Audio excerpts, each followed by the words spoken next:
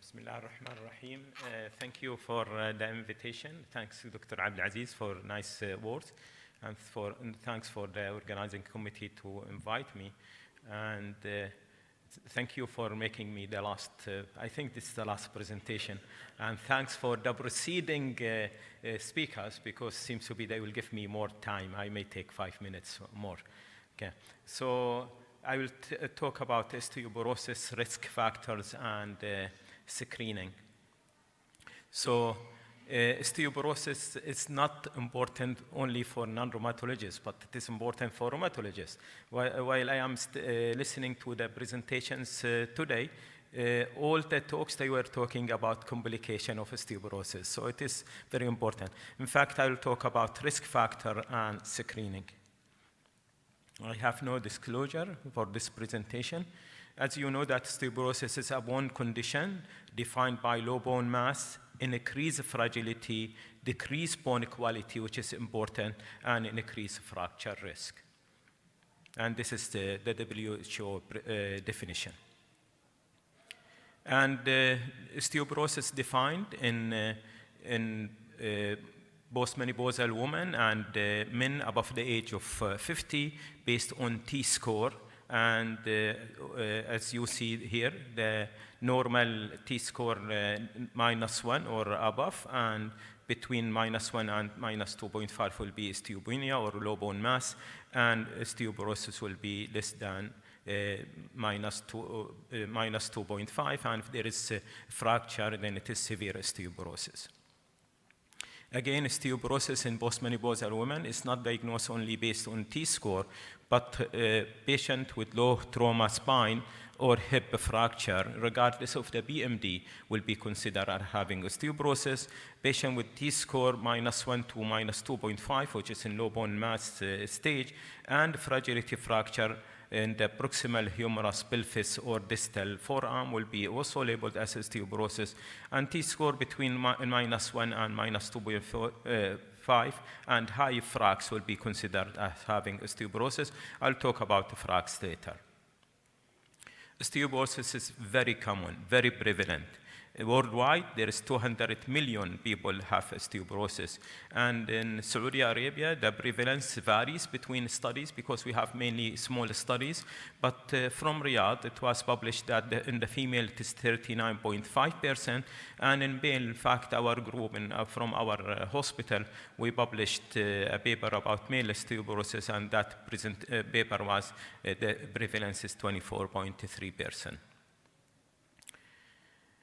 The problem with osteoporosis is the fracture. An osteoporotic fracture occurs every 3 seconds with 8.9 million fractures per year. So it is very common. In fact, 1 in 3 female and 1 in every 5 female above the age of 50 will have a fracture during lifetime. And this will include hip, vertebral, distal forearm, and all fractures. The problem with the fracture that it has, these are underdiagnosed and undertreated, where 40% of these patients are admitted to the hospital, but only 9% receive a BMD test, and only 39% will receive osteoporotic medication in the first, within 6 months of a fracture. So it is unfortunately underdiagnosed and undertreated. It has very high morbidity. It leads to long-term care, admission, chronic pain, and there is problem with daily living. There's also decreased quality of life, and so on. Not only there is high morbidity, but it is also high mortality. And there is also high economic burden in that. Seems to be I'm missing some slides here. So the objective, because of this very common, they are underdiagnosed, it has high morbidity and mortality and high economic burden. That's why very important to know who are the patients at risk and to screen them early so you treat them early. So the objective of my presentation is to explore the risk factor for osteoporosis, to identify which patients should be screened for osteoporosis, and to discuss the proper method of screening for risk of fracture. There are many risk factors, maybe you call them secondary causes of osteoporosis, but this starts with lifestyle factors, including smoking. You just hear from Dr. Mayade that smoking also a risk for SLE. But the smoking is not, it is related only to lung disease. Smoking, in fact, is related to many things, and even including osteoporosis. So low calcium intake, vitamin D deficiency, and so on. And that's why, in fact, when it comes to lifestyle factors, in fact, the mothers, the pregnant ladies, has to think about future osteoporosis for their offspring. So maternal diet can influence bone mass in the offspring, and this has to be important also. Adequate dietary protein, calcium, vitamin D, fruits, and vegetable has a positive influence on bone mass, while high calories diet and heavy alcohol intake has negative influence on bone mass. There are genetic diseases that may increase the risk of osteoporosis, including osteogenesis imperfecta, parental history of hip fracture. Maybe this is related to genetic hyperphosphatasia, porphyria, cystic fibrosis, and so on. Rheumatoid diseases, everybody talk about osteoporosis and rheumatoid disease. Very important is systemic lupus, rheumatoid arthritis, and ankylosing spondylitis, as you heard this morning, and other rheumatic and autoimmune diseases. Endocrine disorder, and as you see, I put the rheumatological diseases before endocrine because we are the rheumatological conference. So endocrine, including obesity, type 1, type 2 diabetes, hyperthyroidism, hyperparathyroidism, Cushing disease, and so on. And very important from endocrine diseases, hypogonadal state of any cause. Gastrointestinal disease, including post-bariatric surgery, celiac disease, inflammatory disease, these are all risk factors for osteoporosis. Hematological disease, as you heard this morning again, particularly thalassemia and sickle cell disease, they have, you heard this morning of, that 90%, around 90% of thalassemia will have low bone mass. So it is very common in hematological disease. Neurological and musculoskeletal disease, including epilepsy, spinal cord injury, multiple sclerosis, Parkinson's disease, and so on. There are many medications. I will not go through these medications, but there are many medications that will lead to low bone mass also. And when patient comes with low bone mass, then we have also to look for medication they are using. Miscellaneous condition like end-stage renal disease, even depression, sarcoidosis, amyloidosis, all of these are risk for osteoporosis. I will not go through mechanism of each one, but if you see smoking, an example, will increase PTH and decrease vitamin D, and this lead also to increase osteoclastic activity and decrease osteoblastic activity. Type 2 diabetes, very important cause of low bone mass, and this is related to increase in increase in PPAR gamma and AP2, which lead to decreased quality of bone because there is an increased adiposity here. So there are, in fact, clinical screening tools. There are many clinical screening tools with high sensitivity but low specificity. An example, weight of below 70 kg versus weight above 70 kg. It has almost 90% sensitivity, but the specificity is only 30%. There's other screening tool called a bone, where they take age, weight, and estrogen therapy, and then you put the score. And a score more than 2 will be positive for a high risk of osteoporosis. Another example for male osteoporosis is more. More is used mainly for risk of osteoporosis in male.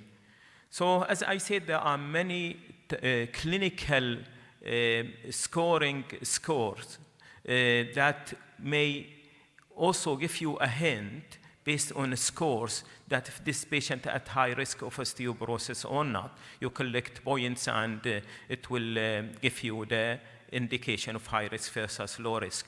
And if you see all of these scores, they have high sensitivity, but very low specificity. And that's why they started to talk about FRAX. As you know, FRAX is a tool that you put risk factor, and then it will give you the 10 years probability of hip fracture and other fractures. In fact, it was in the past, it is mainly for the US, it is country specific, but nowadays you go to the web, it is a web page, and then you calculate based on the web page. And if you see this one, in fact, now Saudi Arabia is also part of the FRAX.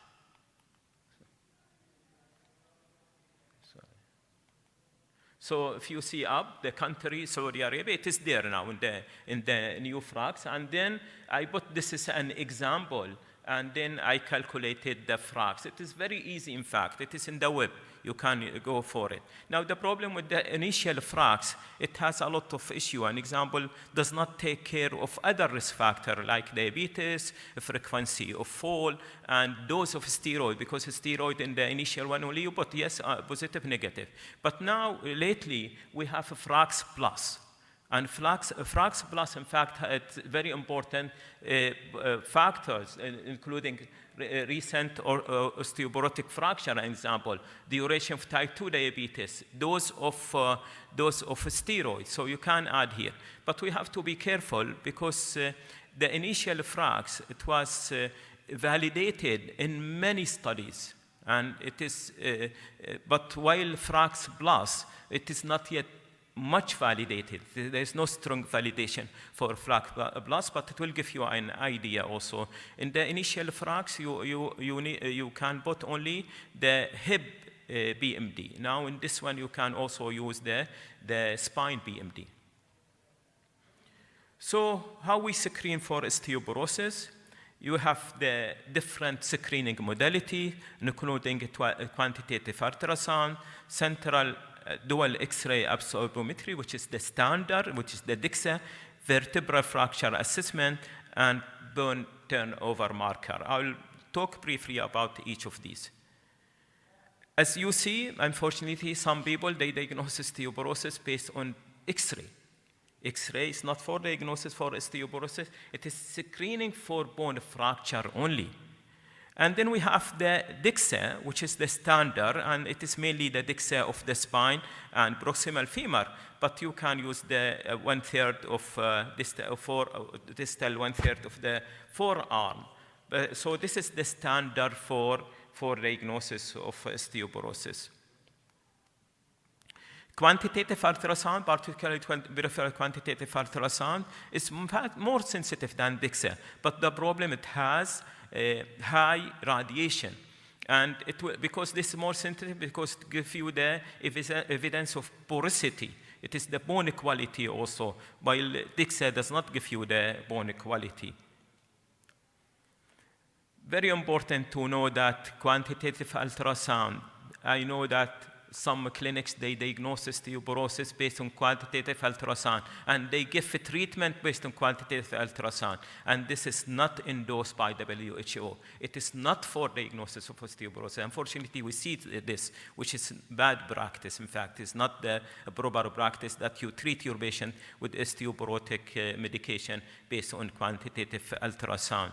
And this is maybe you use it for studies, for mass screening to give you an idea about low bone mass, and then you send for DICSA for confirmation. There are many recommendations when to screen for osteoporosis using, of course, DICSA. And we'll concentrate on our local recommendation, and I go fast into international recommendation.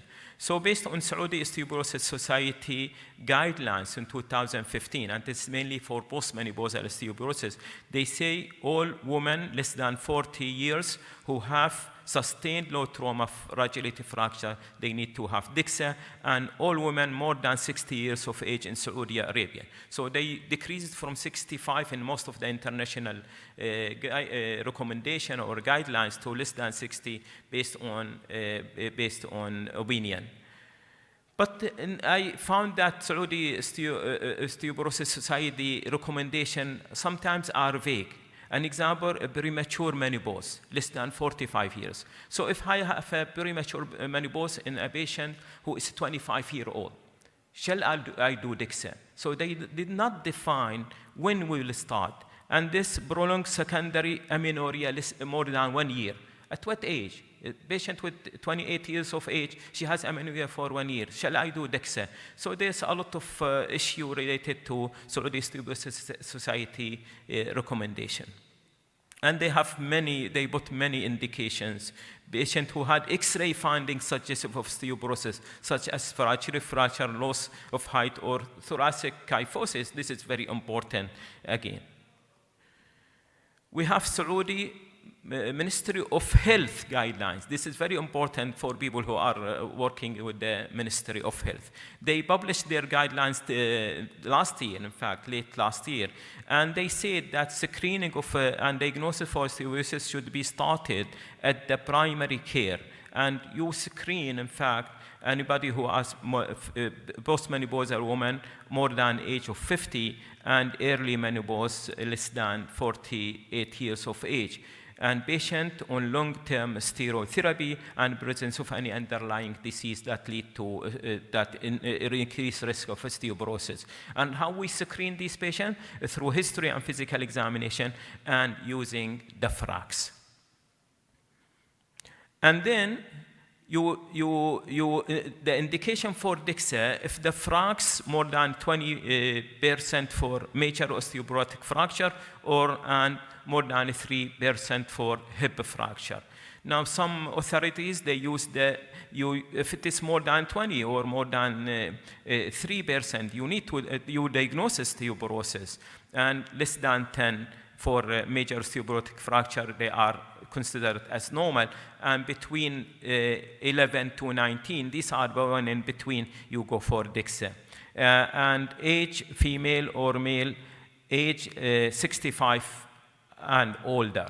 So according to the Ministry of Health guidelines. There is also Pan-Arab Osteoporosis Society guidelines, which was published in 2017, and they indicated that all women 65 years of age and older, and men 70-year-old, regardless of the risk factor, you need to do PMD. Otherwise, you need to look outside this age, you need to look for risk factor in addition. So there are many other international guidelines, and in fact, the latest guidelines of Canadian guidelines, they listed all of these guidelines and what they indicate. An example, International Society of Clinical Densitometry, they said women age 65 years and older, and less than that, you need to look for risk factor. And for men, above 70 years of age. So it seems to be most of the society, they are talking about more than 65 years in female, while in Saudi Arabia, the Saudi Osteoporosis Society, they use the 60 years cutoff. And most of the societies, they are talking about male above 70, while Ministry of Health, they said male above 65. There are many, as I told you, I'm not, for the sake of time, I will not go for other international, but you can go to the Canadian Medical Association paper that listed all of these guidelines.